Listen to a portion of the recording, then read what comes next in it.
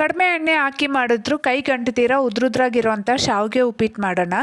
Stove ಮೇಲೆ ಬಾಣಲಿ ಇಟ್ಕೊಂಡು ಅರ್ಧ ಸ್ಪೂನ್ ಎಣ್ಣೆ 1 ಕಪ್ಪಷ್ಟು ಶಾವಿಗೆ ಹಾಕ್ಕೊಂಡು ಚೆನ್ನಾಗಿ ಫ್ರೈ ಮಾಡ್ಕೋಬೇಕು. ನಂತರ ಕುದೀತಾ ಇರೋ ನೀರಿಗೆ ರುಚಿಗೆ ಬೇಕಾಗಿರೋಷ್ಟು ಉಪ್ಪು ಶಾವಿಗೆ ಹಾಕಿ ಕುದಿಸ್ಕೊಂಡು ಶಾವಿಗೆ ಬೆಂದಾದ್ಮೇಲೆ ನೀರೆಲ್ಲ ಬಸಿದ್ಬಿಟ್ಟು ಸ್ವಲ್ಪ ತಣ್ಣೀರು ಹಾಕಿದ್ರೆ ಶಾವಿಗೆ ಈ ರೀತಿ ಉದ್ರುದ್ರಾಗಿರುತ್ತೆ. ಈ ಹಸಿಮೆಣಸಿನ್ಕಾಯಿ, ಶುಂಠಿ, ಬೆಳ್ಳುಳ್ಳಿನ ಈ ರೀತಿ ಪೇಸ್ಟ್ ಮಾಡಿ ಇಟ್ಕೊಂಡು ಸ್ಟವ್ ಮೇಲೆ ಬಾಣಲಿ ಇಟ್ಕೊಂಡು 2 ಸ್ಪೂನ್ ಎಣ್ಣೆ, ಸಾಸಿವೆ, ಕಡಲೆಬೇಳೆ, ಇಷ್ಟ ಇದ್ರೆ ಉದ್ದಿನಬೇಳೆ, ಹಾಗೆ ಕರಿಬೇವಿನ ಎಲೆ ಹಾಕ್ಕೊಂಡು ಚೆನ್ನಾಗಿ ಫ್ರೈ ಆದಮೇಲೆ 1 ಈರುಳ್ಳಿನ ಸಣ್ಣದಾಗಿ ಹೆಚ್ಚಿ ಹಾಕ್ಕೊಂಡು ಫ್ರೈ ಮಾಡ್ಕೋಬೇಕು. ಈಗ ನಾವು ಮಾಡಿಟ್ಕೊಂಡಿರೋ ಪೇಸ್ಟ್ನ ಹಾಕಿ ಅದೆಲ್ಲ ಚೆನ್ನಾಗಿ ಹಸಿ ವಾಸನೆ ಹೋಗೋವರೆಗೂ ಫ್ರೈ ಮಾಡಿಕೊಂಡು ನಿಮ್ಮ ಇಷ್ಟ ಇರೋ ತರಕಾರಿನ ಹಾಕ್ಕೊಂಡು ಸ್ವಲ್ಪ ಉಪ್ಪು ಹಾಗೆ 1/4 ಸ್ಪೂನ್ ಅರಿಶಿನ ಹಾಕಿ ಎಣ್ಣೆಯಲ್ಲೇ ತರಕಾರಿನ 1/4 ಭಾಗ ಫ್ರೈ ಮಾಡ್ಕೋಬೇಕು. ಈಗ 1/4 ಗ್ಲಾಸಷ್ಟು ನೀರನ್ನ ಹಾಕ್ಕೊಂಡು ಪ್ಲೇಟ್ ತರಕಾರಿ ಸಾಫ್ಟ್ ಆಗೋವರೆಗೂ ಬೇಯಿಸ್ಕೊಂಡಾದ್ಮೇಲೆ ಬೇಯಿಸಿಟ್ಕೊಂಡಿರೋ ಶಾವಿಗೆ ರುಚಿ ನೋಡ್ಕೊಂಡು ಉಪ್ಪು ಹಾಕ್ಕೊಂಡು ಸ್ಟವ್ ಆಫ್ ಮಾಡಿ ಪ್ಲೇಟ್ ಮುಚ್ಚಿ 10 ನಿಮಿಷ ಬಿಟ್ಟರೆ ಶಾವಿಗೆ ಉಪ್ಪಿಟ್ಟು ರೆಡಿ. ಇಷ್ಟ ಆದರೆ ವಿಡಿಯೋನ ಲೈಕ್ ಮಾಡಿ. ಬಾಯ್.